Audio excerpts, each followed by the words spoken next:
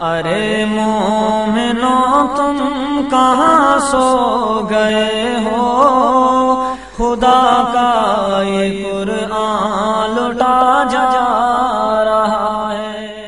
السلام علیکم ورحمۃ اللہ وبرکاتہ۔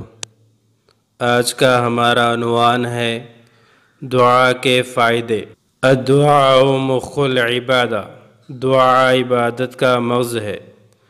قرآن و حدیث میں انتہائی درجہ دعا کی ترغیب اور فضیلت آئی ہے۔ حضور صلی اللہ علیہ وسلم نے فرمایا، جس کو دعا کی توفیق ہو گئی اس کے لیے قبولیت کے دروازے کھل گئے، اور فرمایا دعا مسلمان کا ہتھیار ہے۔ دعا سراسر عاجزی ہے۔ دعا بندے کو دی جانے والی لاجواب چیز ہے۔ دعا نفع دینے والی ہے دین و دنیا میں۔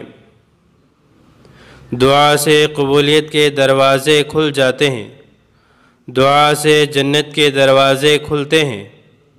دعا سے ضعیف تدبیر بھی قوی ہو جاتی ہے۔ دعا سے قضا بھی ٹل جاتی ہے۔ دعا بندے اور اللہ کے درمیان تعلق کو بتلاتی ہے۔ دعا سے مصیبتیں ٹل جاتی ہے۔ دعا اللہ کی رحمت کے قریب کرنے کا عظیم درجہ ہے۔ دعا سے ناممکن اور ادھورے کام بھی بن جاتے ہیں۔ دعا اللہ کو راضی کرنے کا اہم ترین سبب ہے۔ دعا ایک عظیم نعمت ہے جو کسی مومن اور مسلم کو مل جائے اور اس کے اعمال کا جز بن جائے۔ دعا اللہ کے غضب کو ٹھنڈا کرنے والی ہے۔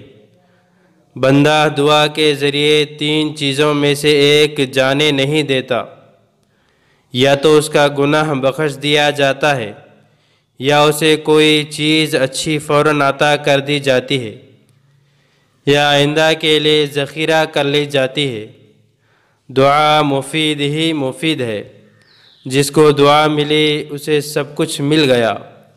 اللہ تعالی ہم سب کو صاحب دعا بنائے اور مستجاب دعوات بنائے۔